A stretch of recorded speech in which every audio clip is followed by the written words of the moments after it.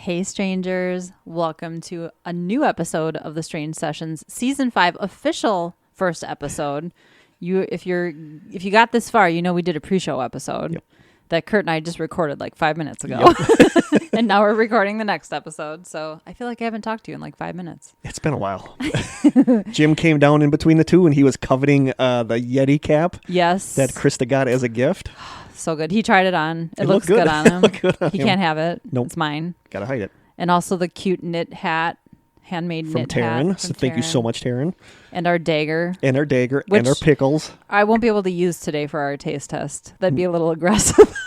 It's in a can, so you'd puncture the can. I'm going to shotgun whatever we're testing. I don't know if you want to shotgun this. Probably not a good idea. I'm not going to shotgun anything. I'm just saying. Oh, we got to hang that up. The googly-eyed bacon and eggs. Sorry, squirrel moment. Yeah, I feel like this is so weird to start a new episode when we just had an episode. I know. This kind of throws me off. A little bit. Yeah. We literally got done with the episode. We both peed, and we're back now to start this new episode. Just to look inside the world of an exciting world of a podcast. Exciting world of the Strange Sessions. We each had a Mary Jim Jane. Came down. Yeah, we each had a Mary Jane, the candy, not anything else. Jim had a sandwich that made me really hungry. Yeah, Jim came down. Loved all of our stuff that we got. Now he left.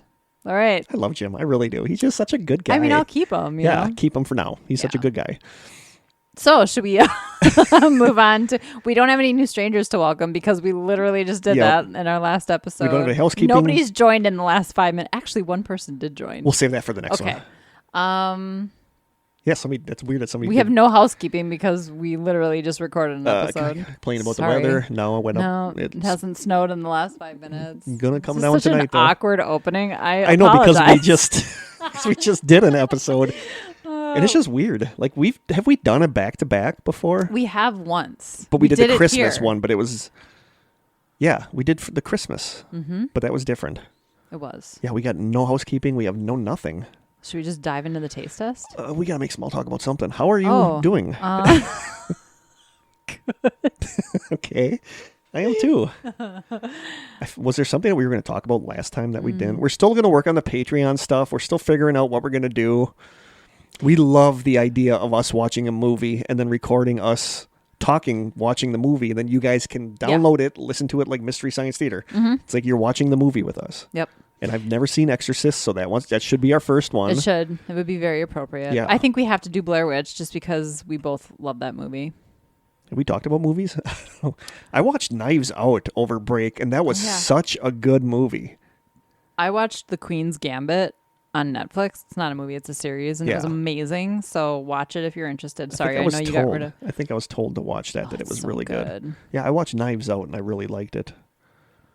Did you see that one? Mm-mm. You did tell me about it, or you sent me a preview or something. It was really good. Yeah. It was like a murder mystery kind of thing, and it was really good. I'm all in on Expedition Bigfoot, of course. Of course. First episode, like the first real episode, was a really good. It was called Call and Response, and let's just say there was some call and response, and it was really interesting. So response I was always creeps eating me it out. up. Like, yeah, that's the Bigfoot. And I've never heard anything like it. I've watched a lot of these shows, and I've never heard anything like what they heard. Nothing will creep me out like the samurai chatter. Oh, like yeah. The recorded samurai chatter. Yeah. That is so creepy. But we are going to jump right into our taste test. Let's do it. Again, this is one that I just bought because I was like, oh, I really want to try that. Oh, I'm going to make Krista really try that when I try that. I know who else I'd like to make try this. You're not going to hate it. Good. Ooh. Ugh. King's Brew Nitro Cold Brew Coffee. Maple cold brew nitro I love coffee. Cold brew. So I'm excited I do about too. that. I'm going to take a picture of And this. I love maple. And I love coffee. I love and maple I love too. nitro. Well, nitro's like a thing. It's like nitro beer. Well, like if you buy a Guinness in a can, that's like a nitro I love Guinness. thing. I just love Guinness. That's my go-to beer now a lot when I go to places. I like a black and tan, although I haven't had Black one and tans in a are good. Bazillion. Oh, so you got to shake it? It says on the top, shake hard. No. Shake twice. Shake twice, pour hard. Keep cold. Keep cold. Why only twice? I don't know. Now I probably overshook it, so Great. now it's going to suck. No, you're going to spray me with coffee.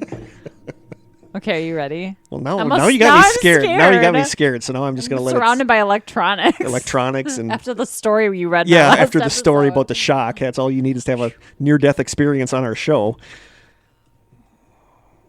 The looks on our faces right now. Okay. We did it. We survived. I feel like I'm opening a beer. Oh, I wish. Oh, I can smell it already. Does it smell good?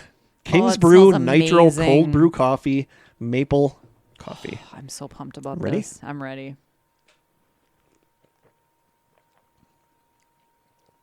That is not what I was expecting. That's not what I expected. It's not bad. It's just not. I wouldn't say it's good though. No, I was just going to say that it's something really weird about it. Okay, it's not cold enough. I will say that it should be because colder. it's been sitting in my bag on the floor. It smells way better than it tastes. Yeah. The coffee is often like that, but I feel like the second sip is better. Like once you, I kind of want to make Jim come down here and taste this because he loves coffee too. Go get him to come down. I have hair. It's doing. The second sip is better because you know what to expect. I'm gonna text him. We're gonna have Jim come down for a taste test.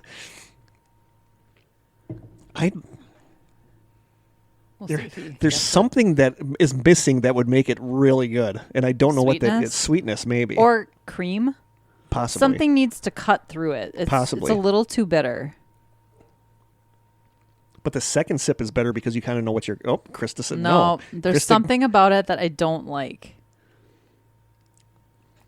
I'm underwhelmed. I was expecting it to be really good. I was expecting when you get like those Starbucks and those are always really good. And they're I always love cold like coffee. Sweet. Yeah, it's not like that. So we're gonna get Jim down here. He's gonna try it too. Yeah, we're gonna see what he thinks. What do you give it out of 10? I give it like a 4. A 4? You hate it that much? Yeah, and I love coffee. I give it a 7. I can taste the maple. That's fine.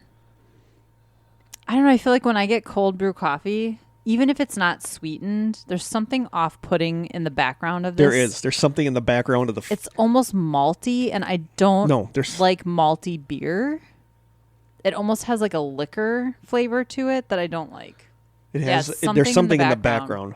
It has a very velvety mouthfeel. Mm-hmm. I always hear people talk about that velvety mouthfeel, and it has oaky undertones. Are we tasting wine right now? I don't know. I wouldn't know. It's just not what I expected.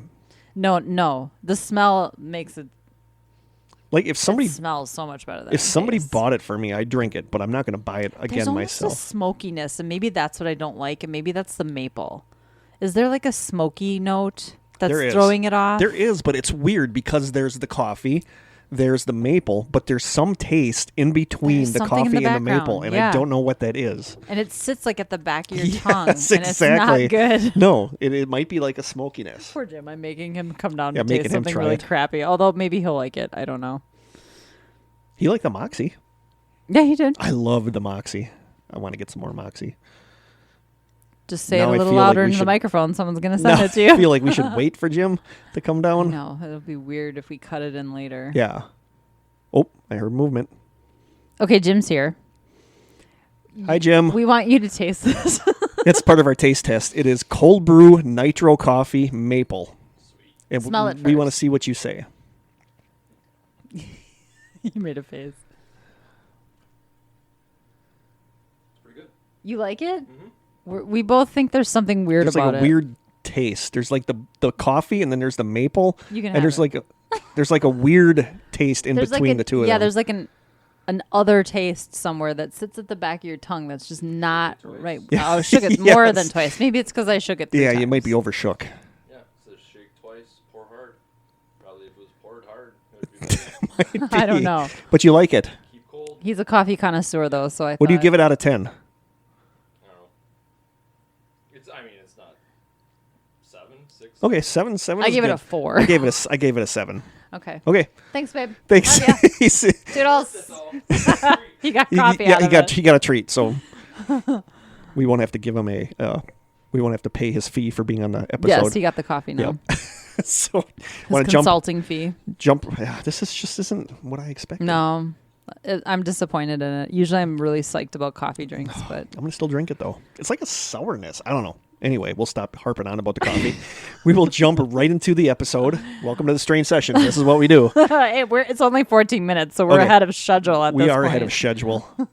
Let us jump right into the main story, which, as you know, is near-death experience. Mm-hmm. I'm excited. Near-death experiences. Or NDE if you're hip with the Yeah, kids. that's what the kids call it. Kids call it NDEs. So here we go. As always, we're going to drop a bunch of history on you before we get to other stuff. So it's said that 3% of the U.S. Start over. It's said that 3% of the U.S. population has had near-death experiences, and 1 out of every 10 people who die and come back report having near-death experiences. 1 in 10. Yeah, I mean, I thought it was lower than that, but I've come across that several times. I wonder how many people have you... They said there's probably a lot of people that don't want to talk about it, so Sure. never report it, too. How common is it for someone to die and come back? It's relatively common. Really? That's one of the things is that... That's why it's kind of a newer thing. I mean, it's happened way back in history, just but it's when kind you of a think newer about thing because there's been medical so many advances, advances yeah. that they're able to bring back people Sure. who died. Okay. You know, where back in the day, it's like, well, he looks dead. He's probably dead. Let's Let put him in the die. morgue, and Put then him they in the wake ground. up, and Yep. that's why they had bells over grave sites. In the graves, yeah. And whose wife? Didn't somebody's wife do that? Somebody famous's wife did that. Because, like, her big fear was being buried, which is my big fear, too. Like, I can't believe they had to do that because they would bury people No. alive regularly. at my funeral, make sure you poke me good in my coffin to Yeah. make sure that I'm dead. I want to be Because cremated, so I feel like at my funeral I'm definitely going to be dead. Yeah. I'm going to be a pile of That's ash like, at that's that like a point. big fear of mine is being buried alive. Although being cremated alive would probably be horrifying. That's no picnic either.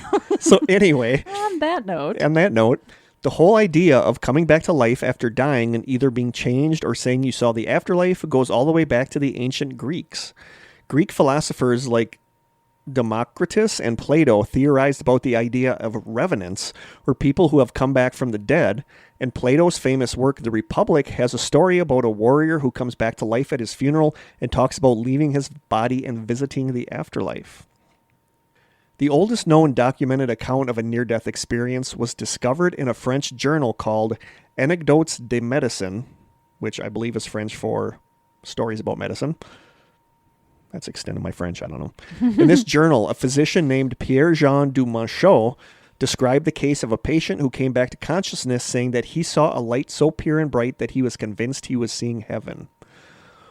One of the first names for this experience was, quote, experience de mort imminente, or the experience of imminent death, which was coined by French psychologist Victor Ager in the 1890s when he was studying the stories of climbers who fell and experienced a vivid life review while they were falling, which we talked about in our last episode. We had a story about a climber that fell and had a life review. it's weird that it's specifically a climber. I yeah. know, but that it happens a lot. For some reason, climbers were falling like crazy back then and having it's kind of having like life reviews. A hazardous activity. Yeah. In 1892, geologist Albert Heim began to study, I don't know why a geologist was getting involved, but geologist Albert Heim, bored with rocks, I guess, geologist Albert Heim began to study the experience of people who came close to death, such as people who almost drowned, soldiers injured in war, or again, climbers falling from great heights. As the years went on and medical knowledge and technology became much more advanced, more people were able to be resuscitated after death, and stories about their experiences began to pop up. Moving up towards the modern age, a huge step was made in 1969 with the publication of On Death and Dying by Elizabeth Kubler-Ross. And that she's famous. She's famous for specifically what I'm going to be talking about. The inspiration for this book came from Kubler-Ross's working with terminally ill patients, and she developed a model for how patients deal with the news that they'll be dying. The book is well known for putting forth the 5 stages of grief model for people being faced with a tragedy, such as their own death or the death of a loved one. And the 5 stages of grief are denial, anger, bargaining, depression, and acceptance. I mean, we learned about that in psychology. I think every psychology class I had, you learned about Kubler-Ross's stages of grief. In 1962, she accepted a position at the University of Colorado School of Medicine. There, she worked as a junior faculty member and gave her first interview of a young terminally ill woman in front of a room full of medical students. Her intentions were not to be an example of pathology, but rather to depict a human being who desired to be understood as she was coping with her illness and how it has impacted her life. She stated to her students, quote, "Now you are reacting like human beings instead of scientists. Maybe now you'll not only know how a dying patient feels, but you will also be able to treat them with compassion, the same compassion you would want for yourself." Like, she's really cool. Like, I've always loved Elizabeth Kubler-Ross. In her years of working with terminally ill patients, some who died and were resuscitated, she started hearing stories of near-death experiences, and her reputation took a huge hit when she started researching the topic. She began serving on the advisory board of the International Association for Near-Death Studies, or IANDS, and later published books on the topic, including On Life and Death in 1991 and The Tunnel and the Light in 1999. But the biggest step forward in the NDE phenomena came in 1975 when philosopher, psychologist, physician, and author Raymond Moody published a book called Life After Life. While he was going to college at the University of Virginia in while he was going Sorry. I might leave that in. That was actually kind of funny. While he was going to college at the University of Virginia in 1965, Moody met psychiatrist Dr. George Ritchie, who told Moody about how he believed he had visited the afterlife after being dead for 9 minutes when he was 20 years old. Moody began documenting similar accounts by other people who had come back from being clinically dead, and he discovered that many of these experiences shared common features. Life After Life really brought the idea of near-death experiences into the public eye, and people became fascinated with the topic. Moody wrote several books about this subject and is credited as being the one who coined the term near-death experience. This is from Wikipedia. Quote, inspired by the Greek psychomantiums, where the ancient Greeks would go to consult the apparitions of the dead, which Moody had read about in classic Greek texts that he encountered while a student at the University of Virginia, Moody built a psychomantium in Alabama, which he called the Dr. John D. Theater of the Mind. By staring into a mirror in a dimly lit room, Moody claims that people are able to summon visions of spiritual apparitions. And that's just creepy. I'm not going to stare into a mirror in a dimly lit room. I think, just for any reason, that's a mirrors creepy creep thing me to out. do. Mirrors just kind of creep me out. 100%. But I guess this Dr. John D. Theater of the Mind is still there, and you can tour it and stuff. And That'd be cool, though. I don't think I'm going to be going into any psychomantiums anytime soon, but I'd like to check it out. Since Moody... Every time you say Moody, I think of Mad-Eye Moody from Harry Potter. No.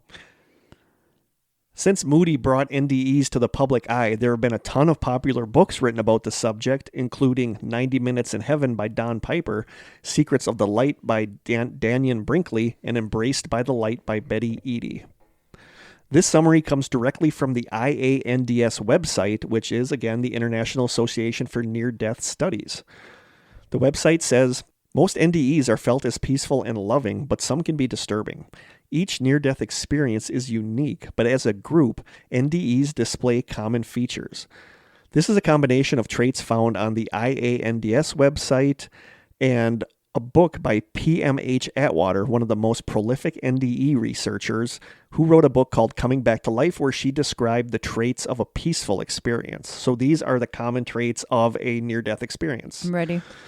A sensation of floating out of one's body, often followed by an out-of-body experience where all that goes on around the vacated body is both seen and heard accurately, and one's body is seen from above. You hear that a lot. Mm-hmm. Another one, intense emotions, commonly of profound peace, well-being, love, while others can be marked by fear, horror, and loss. I don't want one of those. No. My luck, that's what would happen. Yeah, me too. Also, passing through a dark tunnel or a black hole or encountering some kind of darkness. This is often accompanied by a feeling or sensation of movement or acceleration. Quote, unquote, wind may be heard or felt.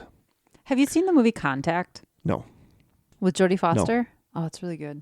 There's a scene at the end that is very much, now that I'm thinking about it, like seems like a near-death experience, but in the moment... I might have seen it way back in the day. Like, did her dad die? When she was a kid. Yes, okay, I did see that. And she sees him. Yep. And at the moment, I was like, she had an encounter. Yeah. That was like an abduction experience. But now I'm like, no, that was a near-death experience.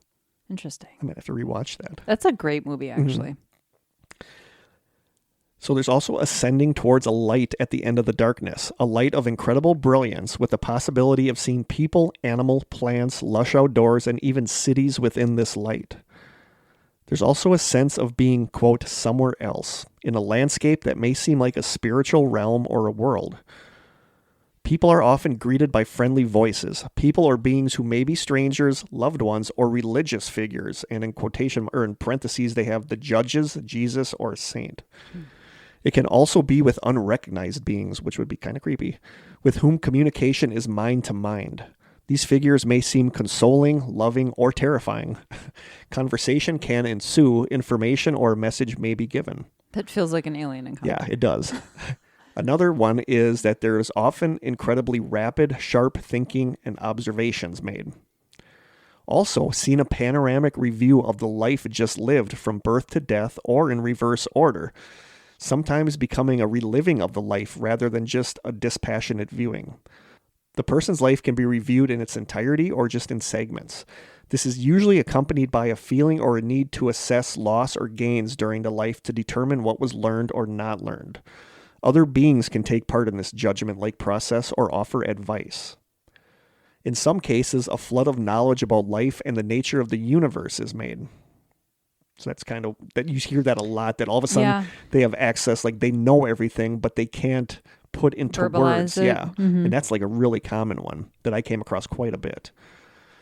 There's also a reluctance to return to the earth plane, but invariably realizing either their job on earth is not finished or a mission must yet be accomplished before they can return to stay. There's also a warped sense of time and space. You discover that time and space do not exist, and you lose the need to recognize measurements of life either as valid or necessary. Like you just become, like there's just whatever you are. Mm-hmm. I mean, there's no time, there's no anything. That's such a weird concept. I know. I can't wrap my head around that. And there's often disappointment at being revived, often feeling a need to shrink or somehow squeeze to fit back into the physical body. There can be unpleasantness, even anger or tears at the realization that they are now back in their bodies and are no longer on the other side. So that's a lot of, we're going to do some more of these, but that's a lot of the common factors of near-death experiences. Whether the NDE was beautiful or terrifying, near-death experiencers commonly say it was unlike a dream and that it was, quote, more real than real, the most powerful event in their lives. They struggle to find words to describe it, but insist they now know something new about reality, that there's more than what's just here around us. Most feel deeply changed in their attitudes towards life, work, and relationships. And we heard my friend's story from the last one that like almost set the course of his future life because of his near-death experience. After a wonderful NDE, people almost always report losing their fear of death and believing that the essential purpose of human life is to develop our capacity to love. After a disturbing NDE, a person will almost always look for an explanation for having had the experience. Because many interpret it as a threat or a warning, they may try to change habits or behaviors or to take up a new religious practice, hoping to avoid a recurrence. Like they think maybe they saw the other side. Yeah, like maybe I need to shape up. Other yes, side. I need to shape up. Okay. However, experiencers adjust to these personal transformations. They often have difficulty finding someone they trust to tell about the event. They usually feel in great need of information and support. And that's like one of those things where they need the support to tell somebody, but you also don't want to tell somebody what you did, you know? Because they won't believe you or no, they'll think and you're it's often very personal. It's often a very Right. personal thing. Nearly identical experiences may also occur when people are nowhere near death or not in any health crisis at all, perhaps during prayer or meditation, under deep emotional stress, or at the bedside of a dying person. So these are kind of the typical NDE experiences. You hear the tunnel going towards the light. A loved one or loved a one, being that yeah. makes you feel Yeah. loved. Yeah. Yep. According to a 2015 BBC article called The 7 Ways to Have an NDE, the article says that Sam Parnia, a critical care physician and director of resuscitation research at Stony Brook University School of Medicine in New York, along with colleagues from 17 institutions in the US and UK, wanted to do away with assumptions about what people did or did not experience on their deathbeds. It is possible, they believe, to collect scientific data about those would-be final moments. So for 4 years, they analyzed more than 2,000 cardiac arrest events, moments when a patient's heart stops and they are officially dead. Of those patients, doctors were able to bring 16% of them back from the dead, and Parnia and his colleagues were able to interview 101 of them, or about a third. The goal was to try to understand, first of all, what is the mental and cognitive experience of death, Parnia says, and then, if we got people who claimed auditory and visual awareness at the time of death, to see if we were able to determine if they really were aware of their surroundings. Nearly 50% of the study participants could recall something. But unlike Mr. A, who must have been another patient, and just one other woman whose out-of-body account could not be verified externally, the other patients' experiences did not seem to be tied to actual events that took place during their death. Instead, they reported dreamlike or hallucinatory scenarios that Parnia and his co-authors categorized into 7 major themes. Most of these were not consistent to what's called a NDE, Parnia says. It seems like the mental experience of death is much broader than what's been assumed in the past.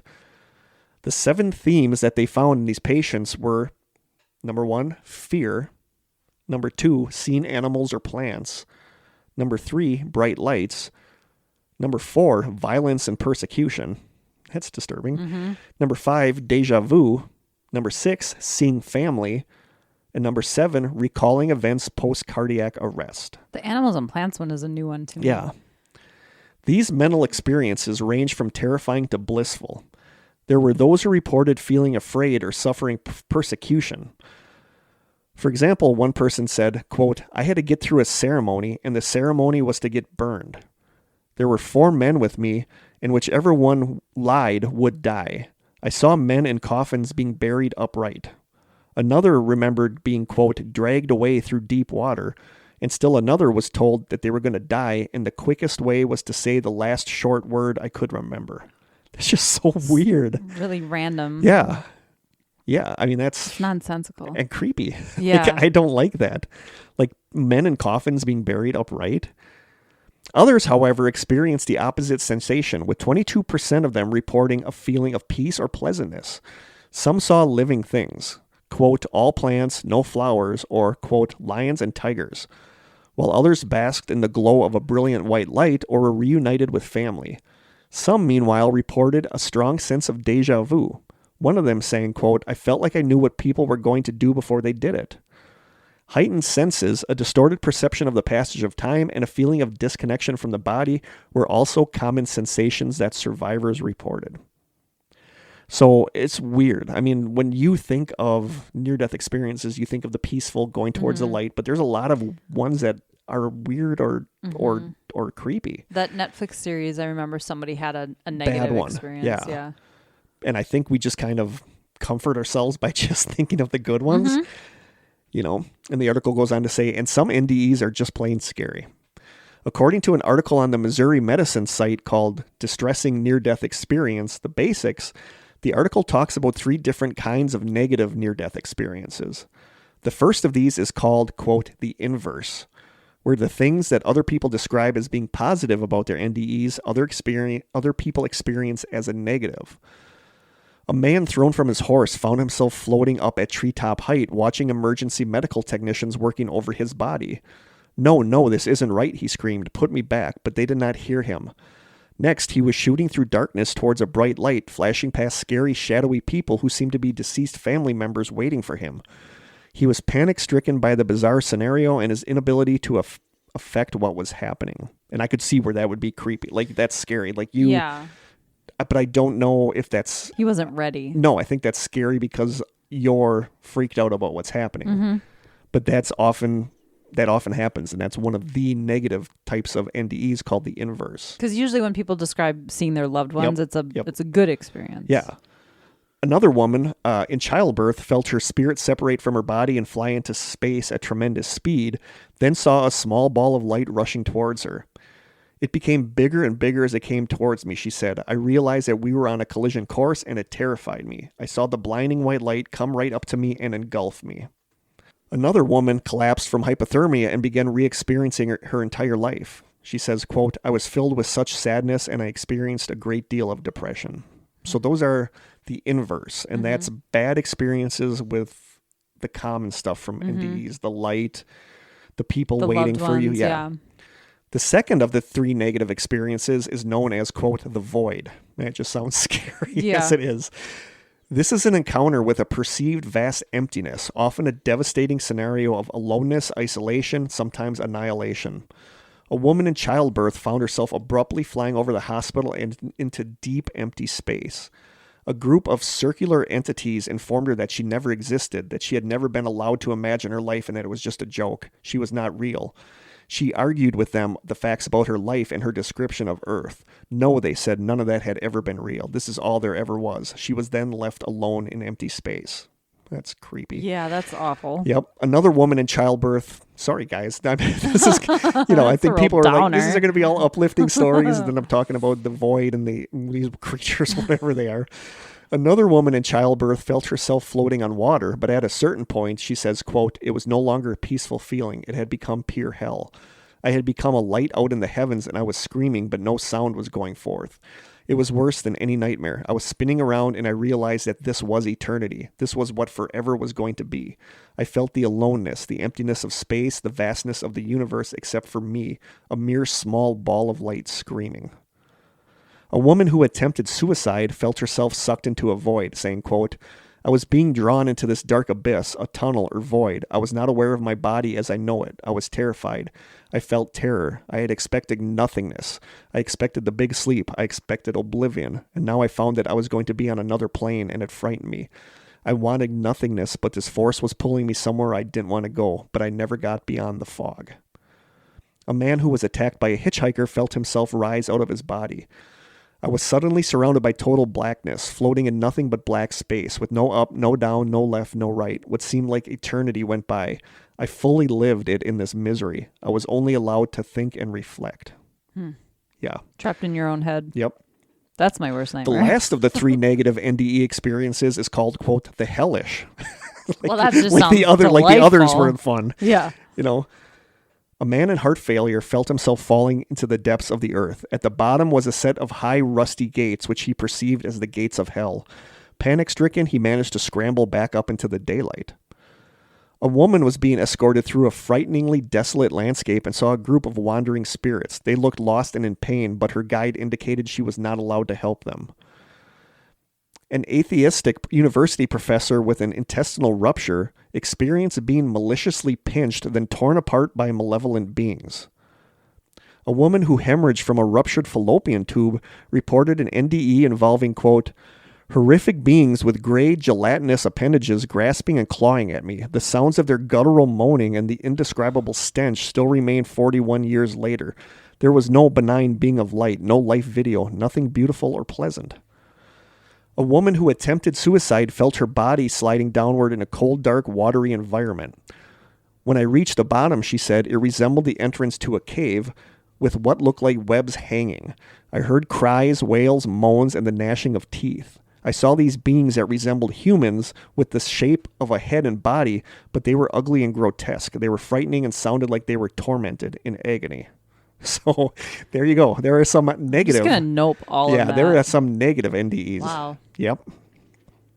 A February 4th Salon.com article called, quote, "Searching for the Bright Light, 5 Surprising Facts About Near-Death Experiences" says, quote, "A recent survey of over 3,000 NDE incidents culled from information reported to the Near-Death Experience Research Foundation gave an interesting snapshot of the almost 600 NDEs that occur every day in the United States." That's a lot of near-death experiences every day. 600 every day. Yeah, that's what it said. Apparently, an NDE is not all it's cracked up to be. Of the subjects surveyed, 81% of women and 87% of men had a negative sentiment regarding their experience.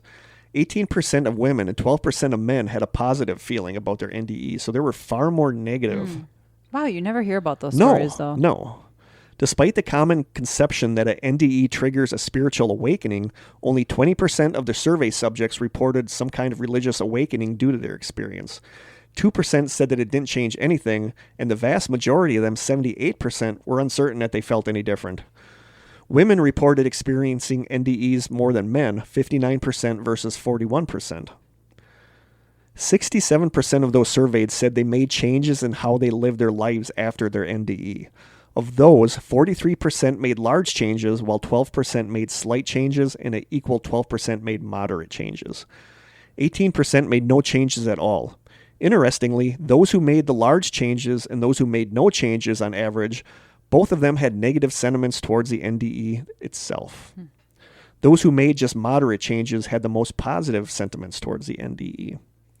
84% of the people in the survey reported seeing a light at the end of a tunnel. Of these, 74% reported that the light was not just bright, but otherworldly or mystical. 16% said they did not see any light, and women saw the otherworldly light much more than men, 43% to 31%. So those are some of the facts. I suppose your perception of what happened to you, like maybe did they view it as a near-death experience, or were they somebody who said, yeah, that was crazy, but it was probably just a hallucination? I don't know. I don't know. Those are the people who were like, I don't need to do anything differently. I don't know. I mean, it's. I feel like you'd be inspired to change if you felt that it truly was a glimpse of what's next. Yeah. But like and you said, a you lot of people probably were like, that's just some kind of weird, crazy dream I had with it. And then why would you change anything, yeah. you know? Yeah. But I was kind of surprised at the amount of negative near-death experiences, and those are disturbing. Like I've really on Unsolved Mysteries and those kind of shows back in the day, I remember hearing like people's negative, like getting taken to hell and seeing people torn apart in front of them and stuff. Yeah, that's horrifying. It is horrifying, but like the majority of the ones that I read online were good. You know, they were like all the good went towards the light, was sad to come back. Maybe you're more reluctant to share the negative one though.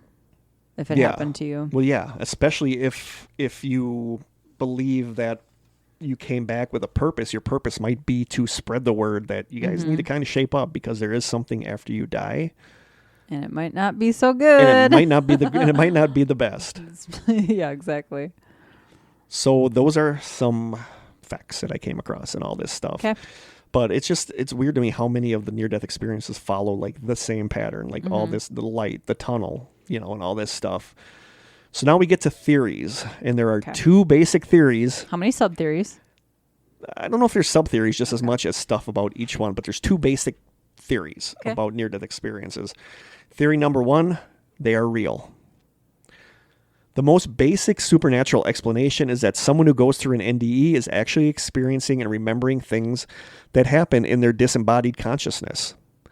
When they are near death, their soul leaves their body and they begin to perceive things that they normally cannot perceive. The soul goes through the border between our world and the afterlife, usually represented by a tunnel with a light at the end. While on this journey, the soul encounters other spiritual entities and may even encounter a divine entity, which many subjects perceive as God.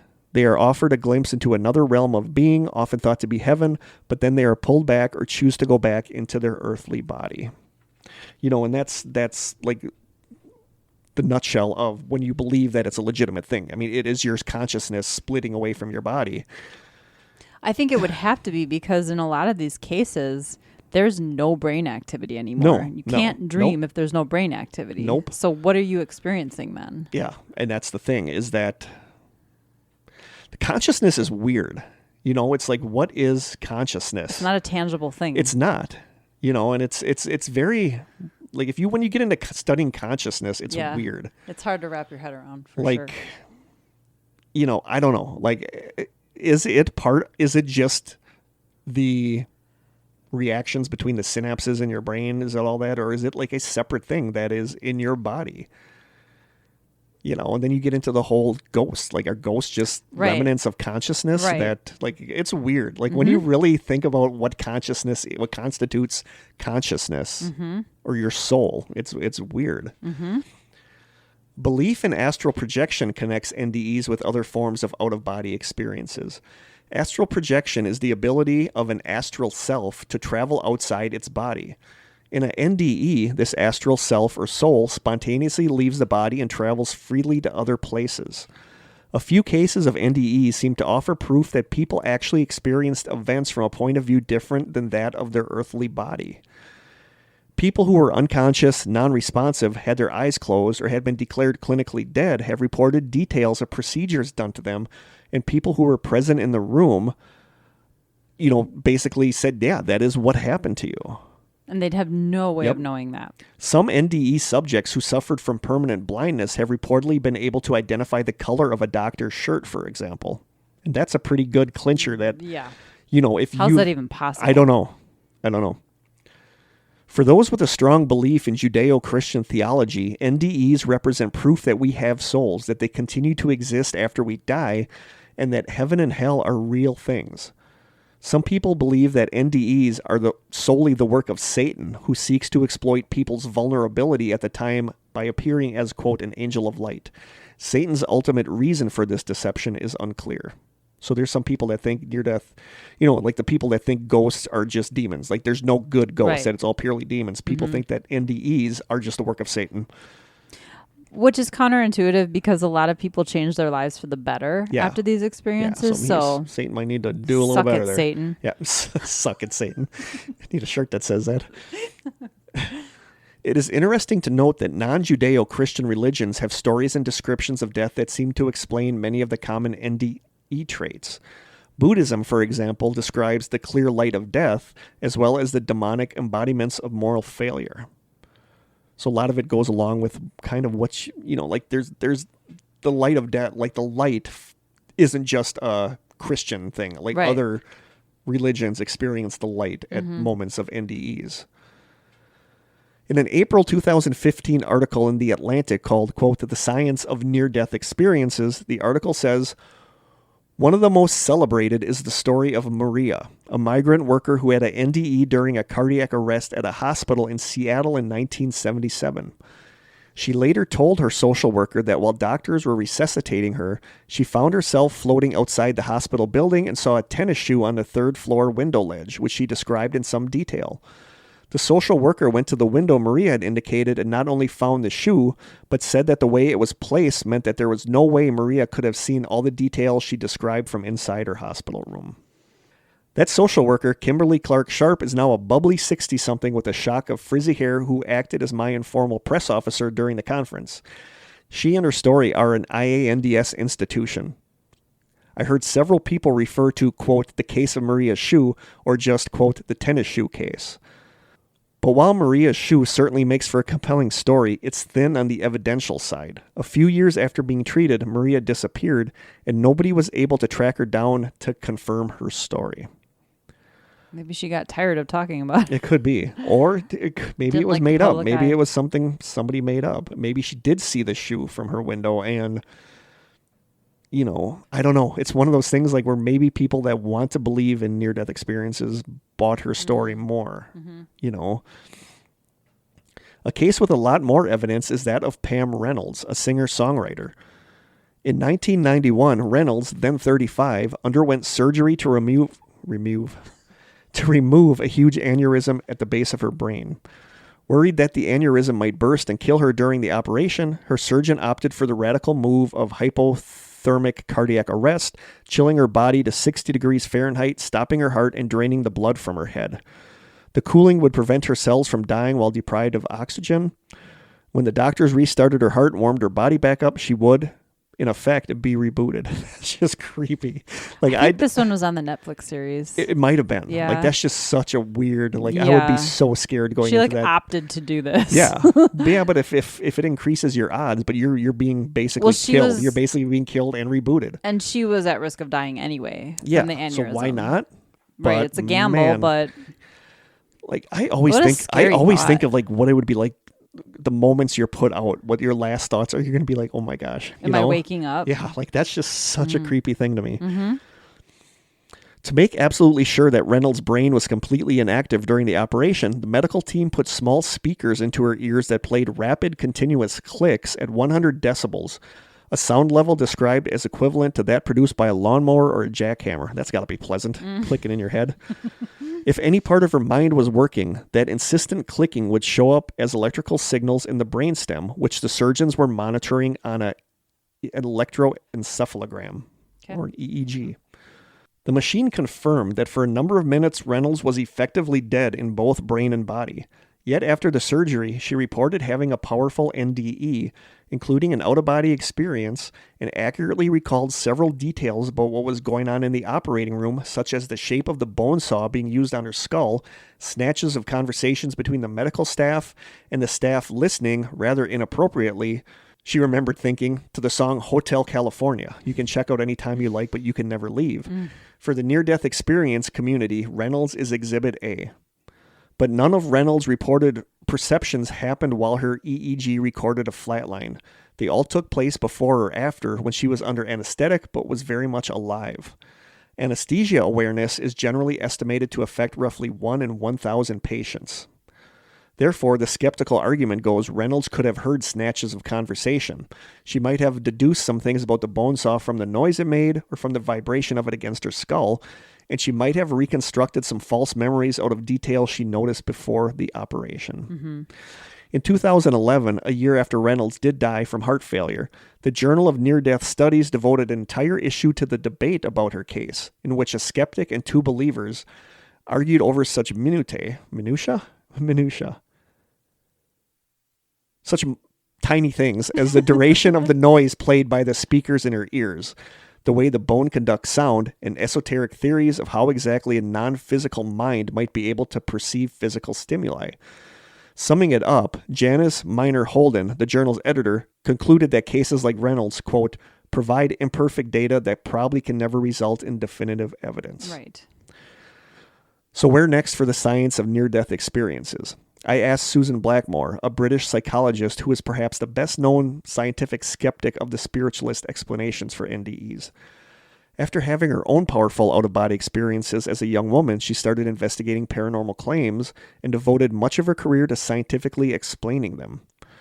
As far as Blackmore is concerned, the mystery has mostly been solved. We already know, she says, that the hyperactive brain under the stress of approaching death can trigger any or all of the above phenomenon. The big question, she wrote in an email, is this, quote, we see all of these aspects in isolation spontaneously with various drugs and illness and so on, but in the NDE, they tend to unfold in a specific order. Why is this? We might guess it has something to do with a cascade of neurotransmitters, or possibly the way hyperactivity spreads, or something. I do not know the answer here, but I guess we might soon find out. So, while some of the stuff can be explained, why does it happen in this pattern all the time? Mm-hmm. You know? And this is all still from that article. Mitch Lester, a tall, craggly, handsome, that's not me calling him handsome, that's from the article. Mitch Lester, a tall, craggly, handsome psychiatrist. What's craggly? Craggly handsome is like chiseled features. Okay. Like who's the guy that played James Bond? Rush Murderpruner? No, that was the new guy. The original. The new guy. Oh, Daniel Craig. Like he's craggly handsome. Is it because his name is Daniel Craig? Maybe I'm making that connection. I don't know. Yeah, not attractive in like a conventional way, but like hardly attractive. Yeah. Like Well, like me. Wow. Like I have chiseled features. Like my strongly chiseled features. Manly and rugged. Like I'm rough around the edges. Where was I now? Craggly handsome psychiatrist who trained at the University of Colorado and the University of California at Irvine has a gentle, accepting manner that makes you want to tell him everything. Oh, he's not very rugged then. His medical, I don't know. His medical training made him skeptical about near-death experiences, he told me. But while he was in school, his grandfather had one, and then he kept on meeting other experiencers, not always patients. People began just talking to me, he said. Lester also allowed that he himself had a near-death experience. Though he wasn't near death or on any hallucinogens. Are you? No, it might be. Something in this coffee. Word swimming in front of you? Yes. So I asked him, where does he himself stand in the idea that mind and body are separate? That's where that ends, so I don't even know where that was going. I just love that your pile of papers on the table and not like half on the floor like it normally is. Oh, I know. I throw them everywhere. So even people that think it's purely scientific say that there are things about it that they don't understand. Yeah. Like, why does it always do this? Why does it always go this way? That's the brain, though. I feel like there's so many things that our brains are capable of that people can't explain. Yeah. On the afterlifeconference.com website, they also talked about some of the NDEs. It said, well, you really struggle. I am out of it. I don't know what it is. You struggle with that word. I do. Struggle. I'm ready. So on the afterlifeconference.com website, it brings up these points. Hallucinations are often illogical, fleeting, bizarre, or distorted, where the vast majority of NDEs are logical, orderly, clear, and comprehensible. And that's completely true. When you think of hallucinations, you think of crazy stuff. You think of like dreams. Like unicorns. Unicorns farting glitter. Like that would be hallucination. Yeah. And these are usually pretty, other than like the really bad ones, these are pretty run of the mill. Like they follow this pattern. You go through this light. Right. It's the same hallucinations. Tunnel to the light. Why does everyone see the same things? Exactly. They often say people tend to forget their hallucinations, whereas most NDEs remain vivid for decades. And that's true. Do you think it's because people hear stories of near-death It could be. experiences? It's possible. I mean, it's possible. That's when we get into they aren't real. Right. You know, the website says NDEs often lead to profound and permanent transformations in personality, attitudes, beliefs, and values, something that is never seen following hallucinations. People look back on hallucinations, typically recognize them as unreal, as fantasies, where people describe their NDEs as, quote, more real than real. People who have experienced both hallucinations and an NDE describe them as being totally different. And finally, how can people hallucinate anything at all when their brains are dead? Right. That's the part I go back to. Psychology Today, July 6, 2020, had an article called, quote, David Ditchfield's Remarkable Near-Death Experience. The article says, it is also difficult to see how NDEs could be due to undetected brain activity when, after cardiac arrest, brainstem reflexes are lost right away and do not return until after the heart has been restarted. How could a brain be functioning without showing any signs of activity? In any case, if there was some undetected brain activity, it would have to be incredibly low, and it seems unlikely that such a low level of brain activity could produce these intense conscious experiences. Mm-hmm. And there's also an experience called terminal lucidity. According to the Monroe Institute website, quote, terminal lucidity refers to people who suffer. Oh boy, I feel weird, like I'm drunk. Back in the saddle. Back in the saddle. Terminal lucidity. Back in saddle. Back in saddle.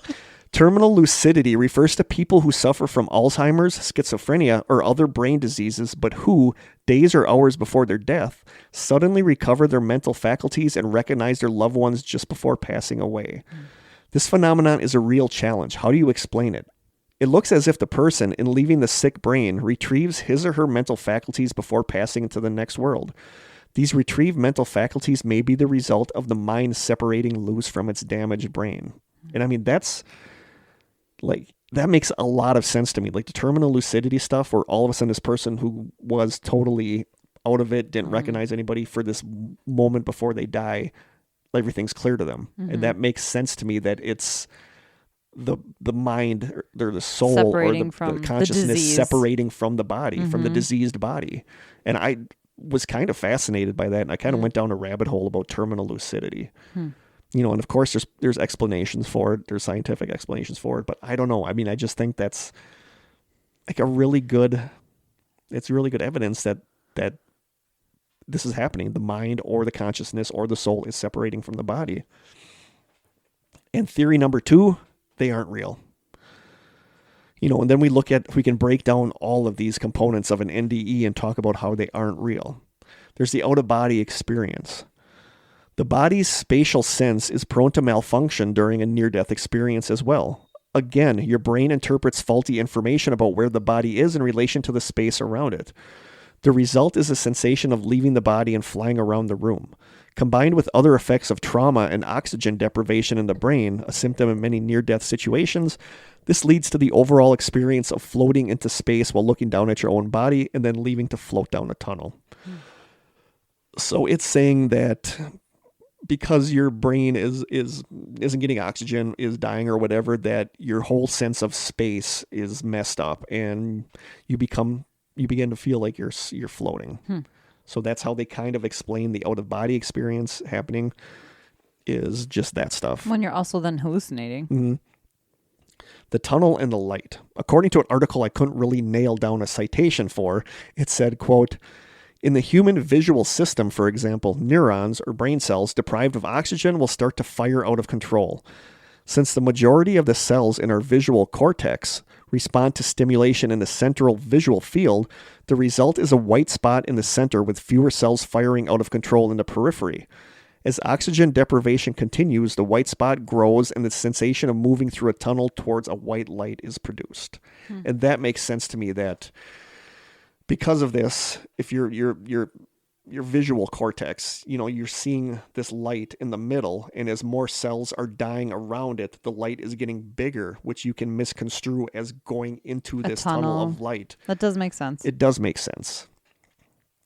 Some have theorized that neural noise, or an overload of information sent to the brain's visual cortex, creates an image of a bright light that gradually grows larger. The brain then interprets this as moving down a dark tunnel. And I kind of get that. You know, there were some people that actually said that they felt the going down the tunnel towards the light is your mind reverting back to being born when you pass through the the womb into the real into the doctor's office, not the office. It's probably in an you know what I'm talking about, surgical suite or something. Yeah, like that's you remembering your body coming out of your mom. Then there's the happy feeling. The peaceful, calm sensation felt during NDEs may be a coping mechanism triggered by increased levels of endorphins produced in the brain during trauma. This reminds me of the movie, one of my favorite movies, Signs. Yeah. How he tries to explain away the things that his wife said to him when she was dying as, lack of oxygen. She was hallucinating, and then it turned out that was all precognition. Yeah, exactly. Gives you the chills. Exactly. But that's one of the big ones for happy feelings is that's you're producing endorphins because you're going through trauma and it's making you feel happy. Mm-hmm. And then there's hallucinations. The How Stuff Works website had a really good discussion about it. It talked about how reality is the sum of our sensory inputs. When you're reading something on a computer screen, the light from the monitor is hitting your retinas and your brain is interpreting the pattern in the lights. Your nerves and muscle fibers know where your arms are at any given time. We are basically the sum of what our senses are perceiving at any given moment. Now imagine that all your senses are malfunctioning. Instead of real sensory input from the world around you, your brain is receiving faulty information, possibly because of drugs or some form of trauma that is causing your brain to shut down. What you perceive as a real experience is actually your brain trying to interpret all this information. NDEs that include visits to heaven or meetings with God could involve a combination of several factors. Faulty sensory input, oxygen deprivation, and endorphin-induced euphoria to create a surreal, though realistic experience. When the subject recalls the encounter later, it is passed through the filter of its conscious mind. Bizarre experiences that seem unexplainable become spiritual beings, other dimensions, or conversations with God. And that kind of makes sense to me too, is that it's weird when you think about this. Kind of gets back to the whole reality thing. Like when I'm sitting here looking at you, you're real, but you're also only what I'm seeing. Mm-hmm. You're also only your image reflecting back into my eyes and my ears picking up what you're saying. Like our reality is nothing but our senses picking things up. So when you're dying, your brain that usually does this is freaking out and it's just bringing up all this other stuff and trying to cope with this. And it's causing all this other stuff to happen. And then when you come back, your conscious mind is trying to sort that out into a way that makes sense to you. So you experience that as a near-death experience. It's weird. It's weird when you think about that reality. Again, don't think too hard about that. No, but reality is only what our senses are picking up. Yes. Yeah. When I'm touching this table that I'm touching feels real to me, but that's only because my fingers are touching it and it's sending it back into my brain. So it's our brains are kind of like the only thing that really exists. And I've even thought, because Jim is colorblind. Yeah. So it's really crazy to me that we can look at the same thing and he sees something totally completely different. Yeah. And I wonder if someone who's not colorblind, if we still look at the same thing and see something totally different. Yeah. What if my blue is your red? Yeah. And that's very possible. That's very possible. So like when your brain is dying and it's all of a sudden everything is going haywire and it's not experiencing things like it's used to, it's just doing all this crazy stuff. And then when you come back, the only way you can rationalize that crazy stuff is that your brain puts it into like a near-death experience. So there's that. And the awareness of the outside world. The experiences of people whose out-of-body adventures allow them to see and hear events that their unconscious body shouldn't be able to perceive are more difficult to explain. However, it's plausible that unconscious people can still register sensory cues and prior knowledge and incorporate them into their NDEs. Whether this is more plausible than a subject's soul floating out of their body is a matter of personal opinion. But that's a hard one. That's not a very good explanation. No, it's not. But they admit that's not. That's hard to really write off. And those are the most convincing parts of near-death experiences. When you're looking down on your body and you're saying what the surgeons are doing to you, is that because you're seeing it from above, or is it because your body somehow knows Is interpreting what they're doing to you? And this is frustrating because this is one where I can see it both ways. I really can. So there's also a tie-in with sleep paralysis. According to a June 28th, 2019 article on NBC News called, quote, "Can Science Explain What People See and Feel During a Near-Death Experience?" The article says, quote, "Dr. Daniel Kanzilia, a neurologist at the University of Copenhagen, is the lead author of new research on near-death experiences that suggests that the typical hallmarks of such episodes, such as a bright white light and a sense of tranquility, are most likely the result of neural activity in the brain, similar to what goes on during a phenomenon called sleep paralysis." I've never had that particular sleep paralysis experience. Nope. They suggest that brain mechanisms responsible for these sleep disturbances also allow people to visualize experience when their lives are truly in danger, a hypothesis that is bolstered by the study's finding that there is an overlap between those who report experiencing both phenomena. Nelson says, quote, "People whose brains are more likely to blend REM and waking consciousness under the right circumstances are much more likely to have a near-death experience." Nelson also says that part of the brain that allows people to be aware of where they are physically, standing up, laying down, sitting in a chair, is turned off during REM sleep. REM sleep. REM sleep. I keep calling it REM like the band. This may explain in part why some people have out-of-body experiences. So they're kind of saying that out-of-body, like near-death experiences, are kind of like sleep paralysis. I can see that. I see the correlation. I can too. I couldn't find really the data where they said that people that experience sleep paralysis are more likely to experience NDEs. But they said there is a weird tie-in with that. That like your location of where you are physically is shut off during REM sleep, and that's kind of what goes on during a near-death experience. Although when I have a sleep paralysis experience, I'm hyper aware of where I am. Like I can see the room around me. And if I'm in a different location, not my own bed, I see that location. I Do you know I'm you're in laying bed. down? I mean, yeah. do you feel yourself physically laying down? I can feel myself either on my left side, my back, my right side. Yeah. But I have different experiences than a lot of people. But they're like researching now to see if there's some correlation between the two of them, which I thought was interesting because we talk about sleep paralysis on here quite a bit. Yeah. And then we get to DMT, and that's a hallucinogenic drug. A 2018 Newsweek article called, quote, "What Happens When You Die? Scientists have recreated a near-death experience to find out what it feels like." The article says 13 volunteers agreed to take the powerful hallucinogenic, I keep this word, dimethyltryptamine, or DMT, in a study conducted by the Psychedelic Research Group at Imperial College London of UK. The researchers pumped the volunteers with the psychedelic drug to learn how closely DMT could bring a person to the sensation of skirting death. DMT's trip is said to mimic the feelings of almost dying so accurately that those who take it describe hallucinations that mirror near-death experiences, psychological events reported by people who have come close to or believe they have come close to dying. The hallucinogenic drug, which occurs naturally in our bodies, is better known as the main ingredient of ayahuasca. Ayahuasca. Yeah. How do you know that? I don't know. Are you taking DMT? No, I have never taken ayahuasca, but Okay. it's often used for people who want to have some kind of a an experience, a revelation. Look at you. I think it's a tea that you sip. Yes. Oh boy. We're going to have to have stuff. it. Yeah, we're going to have an intervention. It's better known as the main ingredient of Ayushka. Ayahuasca. The brew traditionally sipped in spiritual ceremonies of some indigenous people of the Amazon basin. In recent years, such rituals have also become popular with a sizable minority of Western tourists looking to expand their psychological horizons. Tellingly, Ayushka translates from the Quechua language as, quote, "the vine of the dead" or "the vine of the soul." As DMT takers traverse what some call, quote, "the dome" of their trip, an intense transcendentalic psychedelic hallucination. Wow.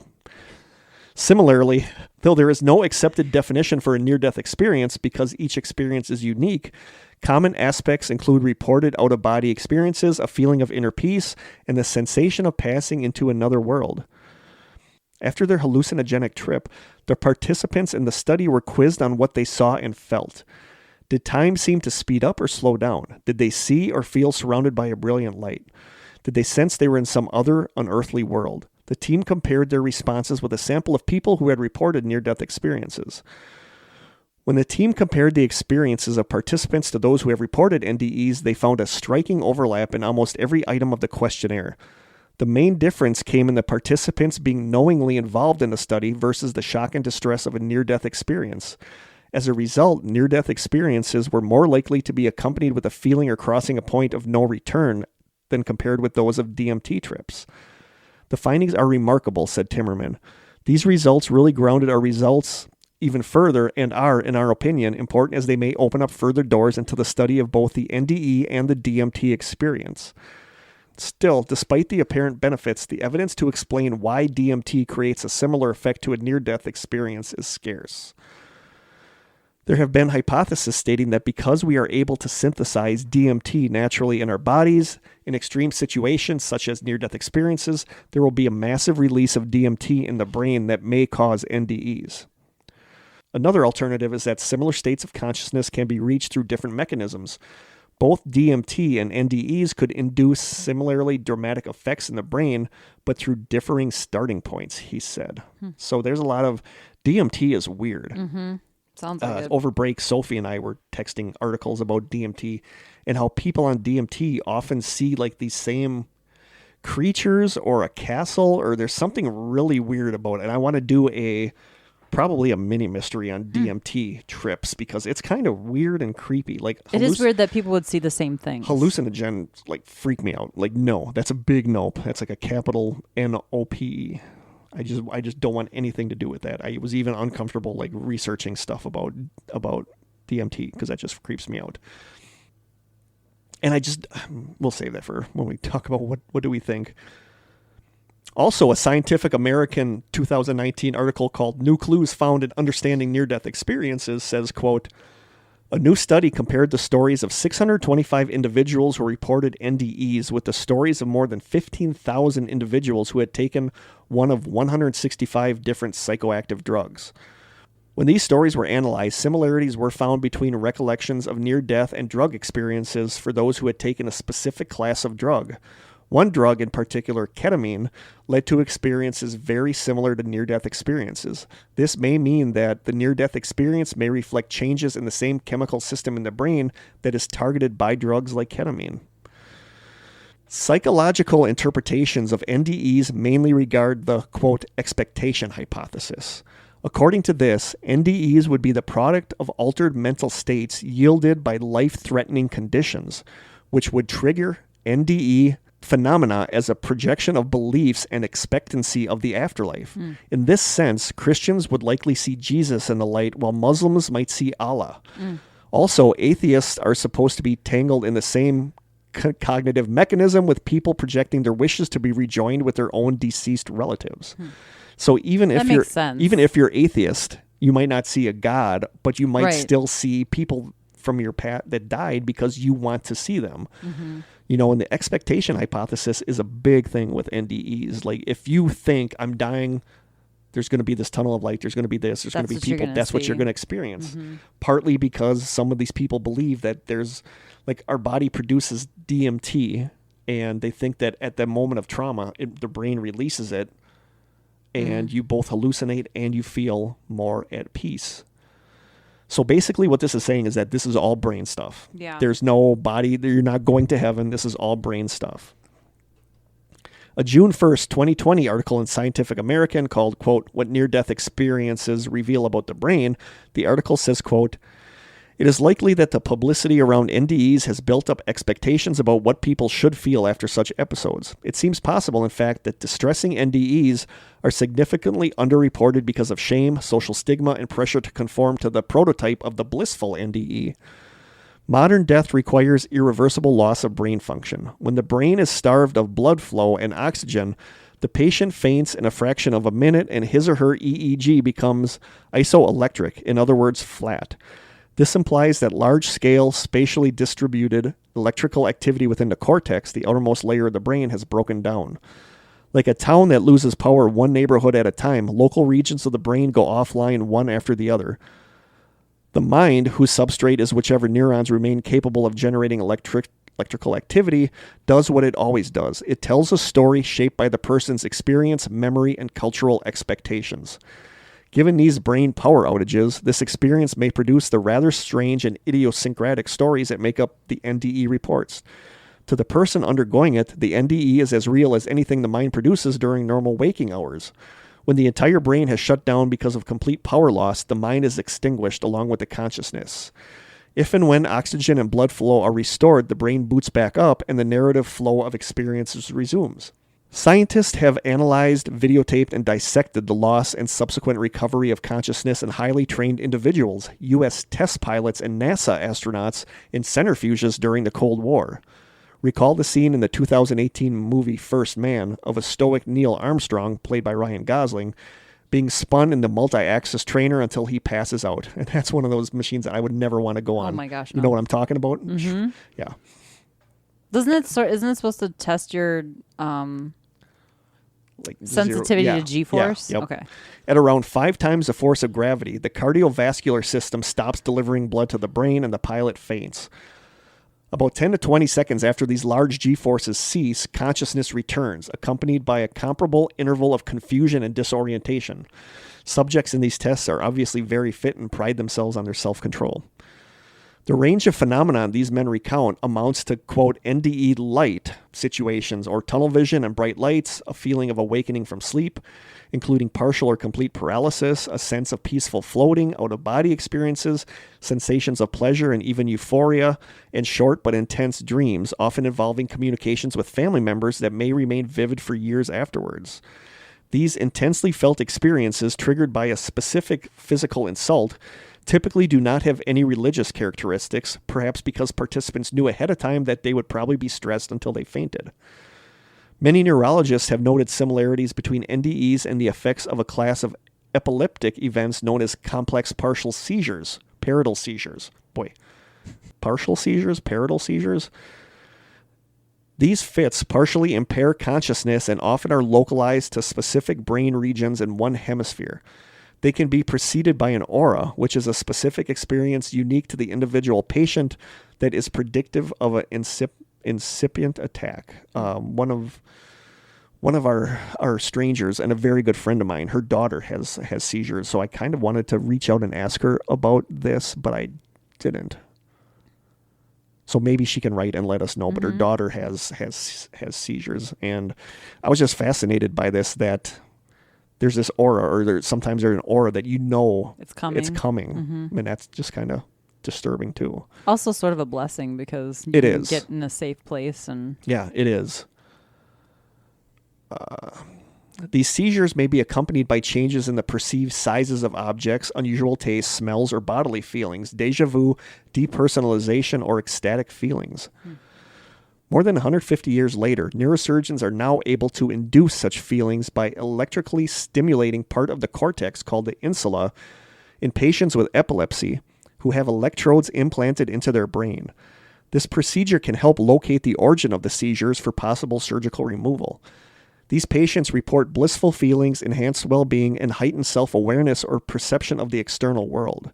Exciting the gray matter electronically elsewhere can trigger out-of-body experiences or visual hallucinations. This brute link between abnormal activity patterns, whether induced by the spontaneous disease process or controlled by a surgeon's electrodes, and subjective experience provides support for a biological, not spiritual origin to NDE. The same is for any basic near-death experience, that they can recreate these in the brain with electrical stimulations to certain parts of the brain. Why the mind should experience the struggle to sustain its operations in the face of loss of blood flow and oxygen as positive and blissful rather than as panic-inducing remains mysterious. It is intriguing, though, that the outer limit of the spectrum of human experience encompasses other occasions in which reduced oxygen causes pleasurable feelings of jauntiness, lightheadedness, and heightened arousal. And there's deep water diving, high altitude climbing, flying, the choking or fainting game, and sexual asphyxiation, which produce this blissful feeling. Right. Cerebral anoxia, or lack of oxygen to the brain, undetected brain activity, or the release of psychedelic chemicals like ketamine could account for NDEs. From this point of view, NDEs are nothing more than brain-created hallucinations, no more real than dreams. So now before we get to the what do you think, we get to something I've never heard of before called SDEs, or shared death experiences. According to the Shared Crossing website, SDEs are profound experiences whereby one or more loved ones, caregivers, or even bystanders have reported sharing in a dying person's transition to the initial stages of the afterlife. According to the site, there are 3 different types of these. Each one of these types comes with an example.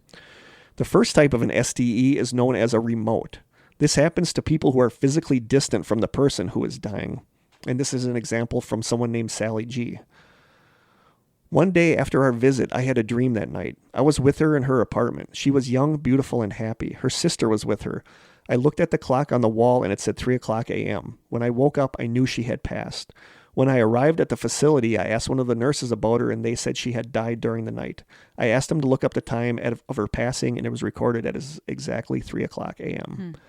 So that's like sharing somebody, like her sister was with her, like she was going to the afterlife. And this gets into like the ghost stuff because there's a lot of people who have seen a visitation of somebody.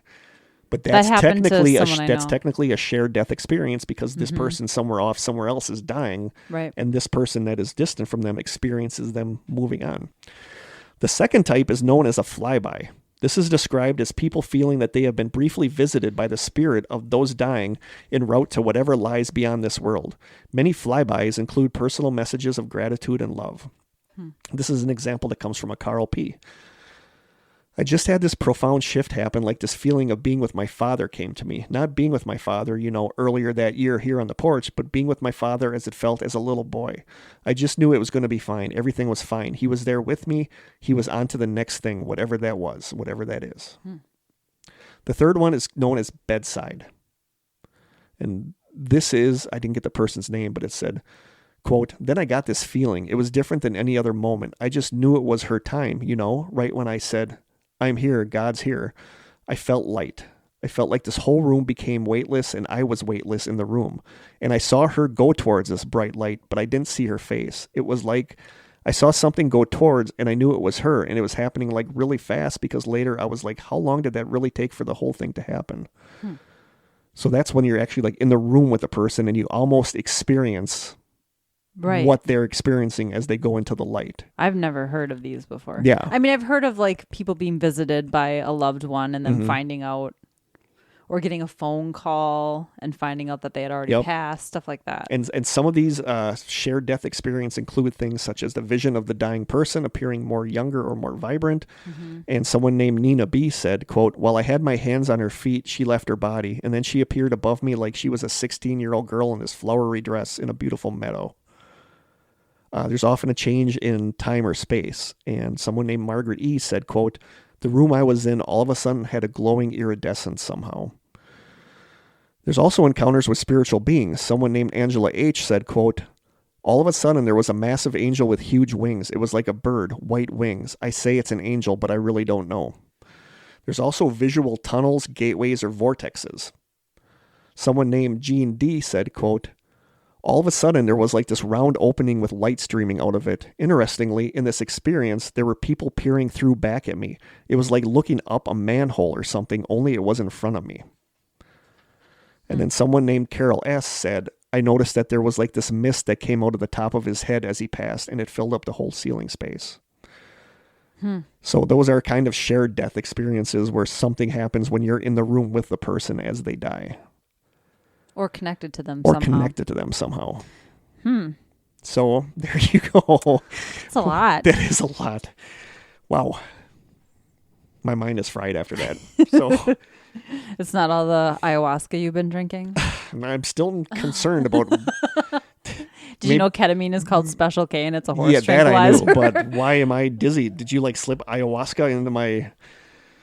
Maybe that's what was in our nitro, our coffee. Jim's probably tripping out upstairs. He's tripping out. He's got the glow sticks and he's listening to some trance. That's great. So what do you think, Kurt? This one sucks. This one is hard because I want there to be something after we die. And yeah, the skeptics are going to say that all of these things can be, if you electronically stimulate this part of the brain, the person's going to feel like they're flying. If you stimulate this part, they're going to feel like they're going into a tunnel. And I get that, but I also feel like that's skeptical reaching. Like you want this to be, it's like the people that unwilling to accept. It's the same with ghosts. Like you can say that, oh, it's this electromagnetic thing that's causing you to see this, or it's this building creaking. But at the same time, I've experienced enough stuff to know that there is something. It's not you can easily explain it away if you want, if that makes you feel better, but I can't. Right. And that's how I feel about this. Like I get it. I get the skeptical stuff. I get that there are explanations for everything, but I just can't bring myself to say that's all there is. I can't. There's too many stories about people seeing this stuff and everybody seeing the same stuff. And I get that your brain can release these chemicals, and I get that your visual cortex can cause you to see this tunnel of light, but it just happens like for everybody this way that I can't say that I think it's all scientifically explainable. I just can't. It's not that I'm religious. I do believe there is something after we die, but I think that it exists. I think that there is something. I think that we go through something. But this is one of those things where the skeptics are going to bend things to make it reasonable, while the true believers are going to bend it to make it an otherworldly thing. So this one, I'm more than I think any topic we've had, this is the one that I am more stuck on, that I don't know what I think. I buy it, but is that because I don't want this to be all there is? I want there to be something after I die. I don't know. This one is hard. Yeah. I think it's both. I think that a good portion of these cases probably can be explained by the brain reacting funny and there's hallucinations, etc. Yeah. But I think there are probably a portion of them that this was truly a near-death experience. And the thing that sticks with me is that they can explain things they saw and heard that there's no rational explanation. But is that because they're... But things that happened outside their room Yes. that they could not ever have had any knowledge of. Yep. I don't know how you can explain that. But does this is all tied in with ghosts? I mean, it's all tied in with psychic powers, like knowing what somebody is doing outside your room as you're dying. That's like a psychic thing. That's that's kind of like remote viewing. Like this is all kind of tied in with the paranormal. I think if you believe those things are possible, you have to believe near-death experiences are possible too. I agree. It's a glimpse of what's after, which I think ghosts potentially could be explained as a glimpse of what's after. I think the people that fight this and say no, it's purely scientific are like atheists in nature, that they think this is all there is. It's interesting because one of the first stories on that Netflix series is a physician, a doctor who would never have believed in such a thing until it happened to her. Yeah. And she's like, it profoundly changed her life. Like she's no longer afraid of death, and she would never have believed this experience if she hadn't had it for herself, because she's like, you're sort of like a scientist. Yeah. I mean, like you're naturally skeptical. You're going to be naturally skeptical about it. You explain everything with science. And I get that our brain might produce DMT, but is it going to pump that much out in that moment to make you feel at ease with dying? That just like makes no sense to me. And it's like, if that happens, it's like something programmed that to make it happen, you know? So I don't know. I like I said, this one is just rough for me. Yeah. I just don't think science can explain all of it or all the experiences. No, but I think it's like ghosts. Some of them are real. I said, I think it's like ghosts. It's like, you can explain away some of it, and you can maybe explain away all of it, but that doesn't mean I'm not going to believe it. You know, and I think that there is something after we die. I don't know what it's going to be. And do I believe in near-death experiences because I want to believe in near-death experiences? Maybe. At the end of the day, I don't know. At the end of the day, I don't know. And my friend's story was interesting because that's somebody that I know. It's not just some random quack on Reddit posting a story. I know him and I trust him implicitly and I believe him. Do they think that he actually died? I don't know. Probably. Like, did he have a pulse? Like, I'd be curious to know those details. Yeah. I don't know. I don't know. Kurt doesn't know. I just don't know. So I lean towards it's a real thing. Well, if any of our listeners have had an experience, I would love Please to let hear us it. know. Yes. If this is your first time listening and you've had an experience, let us know. Yeah. Because I'm stumped. I just don't know what I think. It's just, I don't know. This one was hard. This one was hard to research. This one was hard to wrap my head around. This one was just hard. All around difficult. It was hard to read. Yeah, it was hard to read. Oh my God. I had to There start. were a lot of stop-starts. There's so many. There's going to be so much editing in this episode. I just read this. Oh, funny. But I don't know. DMT freaks me out. Hallucinations in general are Freak scary. me out. Yeah. Yeah. It's that loss of control. So at the end of this episode, I'm throwing my hands up in the air. What do you guys It's a think? big, What do you guys think? Let us know. yeah. I'm Cool. wiped out. Holy cow. I'm tired. We've been doing this two for like episodes 5 in a row hours. really tuckered me out. We've And been I'm in this feeling, basement. I'm like feeling weirdly Cold. drunk. Oh, really? I'm Yeah. freezing. So and I'm I don't know. starving. So yeah. Is it your coffee? Did you even finish it? I finished it. Oh, did you? Maybe that's why. Maybe there is alcohol in there. I don't know. This was a heady subject. This one was hard yeah. to wrap your mind around. Literally. But True. I guess I'll find out one day what happens. Yeah. Until then, I Hopefully lean not anytime towards soon. they're legit. I Yeah. lean towards the fact do that too. something is happening. It is not just your brain making too. these things happen. I'm with you. People are going to argue with me on that, but that's okay. That's okay. Argue away. Let us know what you guys think. And hopefully this was an okay episode. You guys wanted near-death experiences. I want to do more stories about near-death experiences. So we'll probably have another maybe episode where we just do nothing but stories because they're fascinating. They really are. Not a big fan of the scary ones because I don't want to think that's going to happen. I know. So, yeah. Cool. Let us know. So now what? Do we have questions on the app? What time is it? We're an hour and 38 minutes. Okay, we'll do one question. I'll read a joke. Am I doing a tarot? We can skip it. Yeah. Okay. I'm going to read. I'll do a pickle joke and a regular joke. Oh, boy. What happens when a pickle is bored? What? Becomes very dill. These are so bad. Ugh. Okay. Laugh out loud jokes for kids. These are at least funny. Where do generals keep their armies? Where? Their sleeveys. Their armies.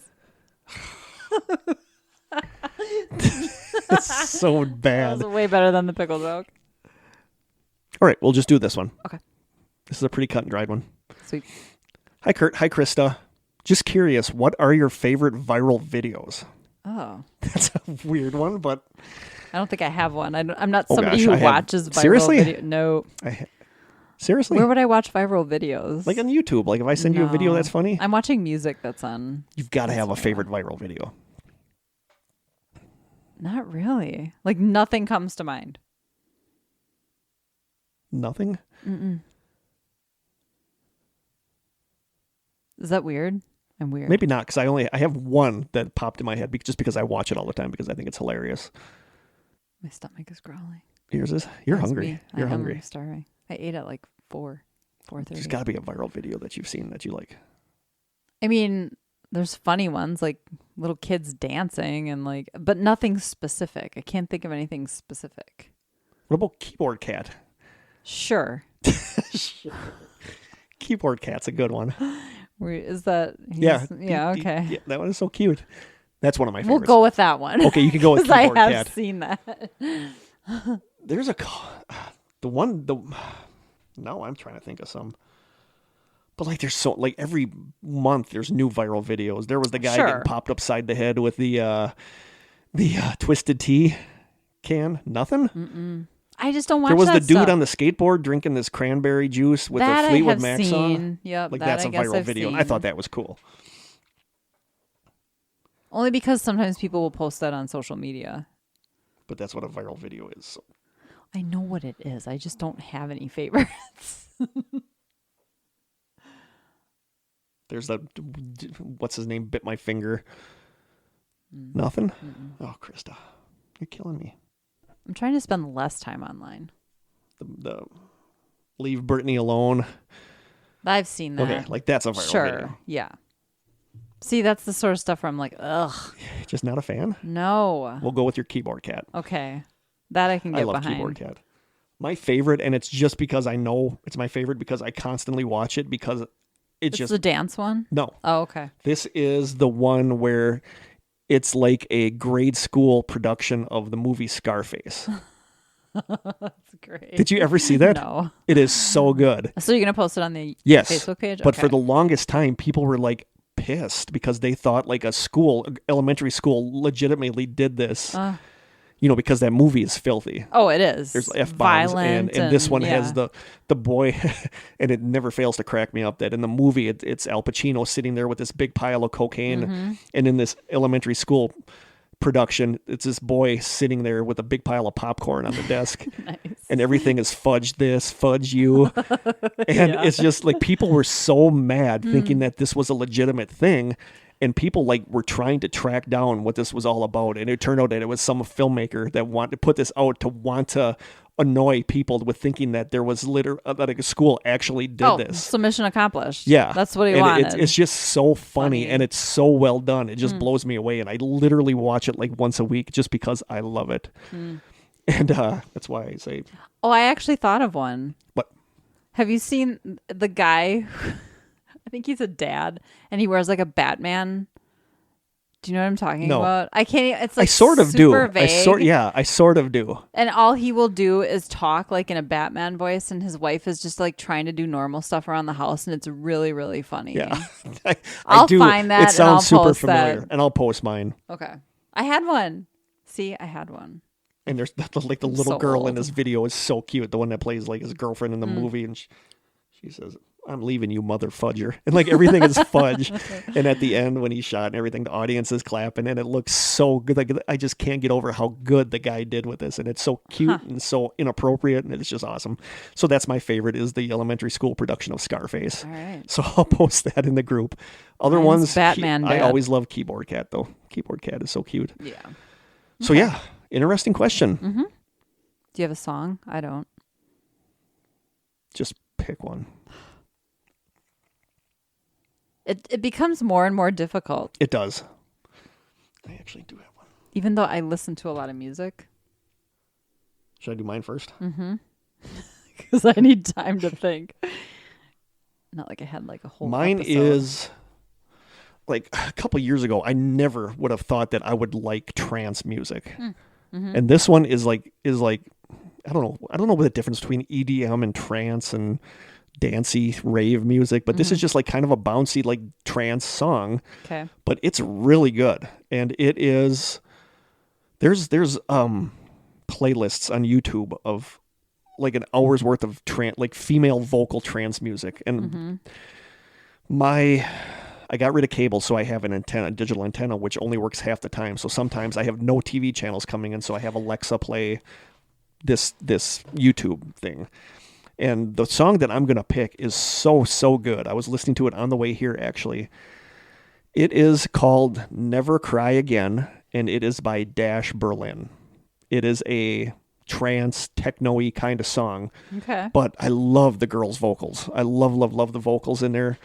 And it's not completely like dance. It's like slower, and it's just such a good song. And it's called Never Cry Again, and it's by Dash Berlin. Okay. And it's my current song that I just love and can't get enough of. So I'll post that in the group. Okay. It's probably a midlife crisis I'm going through that I'm listening to all this dance stuff, but A midlife crisis. That's funny. it's a late life crisis I at used this to point. listen to a lot of like drum and bass and I never or really jungle did. music. I never is- really did. Yeah, we went to raves and stuff when we were in our early 20s. I never went to a A rave. lot of our friends are like DJs, like turntables and techno music. Well, yeah, and you were taking whatever. DMT and drinking that Ayahuasca. Ayahuasca tea or whatever that was. Oh, that's funny. I'm struggling. Never knew you were such a dope fiend. I'm actually gonna go with a Beatles song. Eleanor Rigby. Eleanor Rigby is a good I song. adore that song. There's something so like sad and lonely about it. Yeah. I mean, obviously the lyrics. It's Yeah, Eleanor Rigby is a good song. It really is. It's yeah. I love that era of their music. It's so good. But yeah, I'm gonna go with Eleanor Rigby. You know what? We Beatles. talked about this on here. I'm not a fan of early Beatles, but I love later Beatles. Yeah, like the I Want to Like- Hold Your Hand stuff. No, Nah. like I love Sgt. Pepper. Anything off Mm-hmm. Sgt. Pepper. Even the White Album is so good, and I think it's a lot of people. It's really underrated. There's like some really good stuff on there, but then there's some filler like Revolution 9, which is just weird. Mm-hmm. But there's some really good stuff like Martha, My Dear is so good, and Mother Nature's Son. But yeah, totally on board with Eleanor Rigby. Cool. All right. Cool. Sweet. Krista wants to get done because she wants to eat. I'm freezing, actually. She's that's cold like the and thing she's that's hungry. Dominating me is how cold I am right now. We have a power strip that I have a bunch of stuff plugged into, and it went out in the middle of this episode. Yeah. So I had to unplug the space heater. I said it would have been more interesting if it went out during the electronic surveillance episode where it was like, they were like, nope, we had enough of you talking about that. Pull the plug. Literally. But yeah, all of a sudden everything cut out halfway through our episode. So and now I have the heater off and I'm freezing. So there you go. Near-death experiences. What do you think? Let us know. And to let us know, you can email us at thestrangesessions@gmail.com. Nice segue. We are on Twitter at Strange Session without the S. We are on Instagram where Krista is just so good at the Strange Sessions. You can send us postcards. Never tell if you're serious about that. No, because you really do a good job of monitoring that. I barely do anything. Whatever. Give yourself more credit, girl. The Strange, so you can send us postcards or snail mail or items you want us to eat at the Strange Sessions, P.O. Box 434, Manitowoc, Wisconsin 54221-0434. And you can call and leave us a message on our phone line at 920-443-9602. So there you go. Krista's futzing around on her phone. I am. We just had one of those moments. A new follower, GD Doe, commented on what I posted. Said, "Oh my God, I got followed back!" ? Exclamation part. More, she's freaking out, and there's all these crying emojis because I followed her back. Yes, because we lead such busy lives. Krista and I actually got to get on it. We got to get on a jet right now. We got to get on a jet. We're flying to Washington, where we are doing a show, an autograph session. The state of Washington. Yes, Pacific and we're doing Northwest. an autograph session. Some lucky winner will get to have dinner with us. Yes, and we're gonna look for Bigfoot while we're out there. And all today. So it's gonna be a busy day. Yeah. And we'll be back tonight. No, really, I'm going to go home and edit this and then lay on my couch in my pajamas and watch Psych. That's my plans for the day. Might go out for lunch. That's pretty much, and make pizza for dinner. That's too much. I'm not on board with that. So you guys can do that. So too much excitement. So I think that's it for this time. Yeah. So I feel like we got a lot in today. Yeah. Like I said, I'm tired from this. This was a long day. Me too. I'm exhausted. So from our still unnamed studio, we'll have a name before the next episode. Hopefully. Until we're sitting here and it's like, oh, we forgot a name. But we'll try. Remind us to come up with a name. Yeah. You guys are really good at reminding us. We need an intern. Come on. So until next time, from Krista's basement, which I think is warm, but she thinks is chilly. Until next time, stay strange.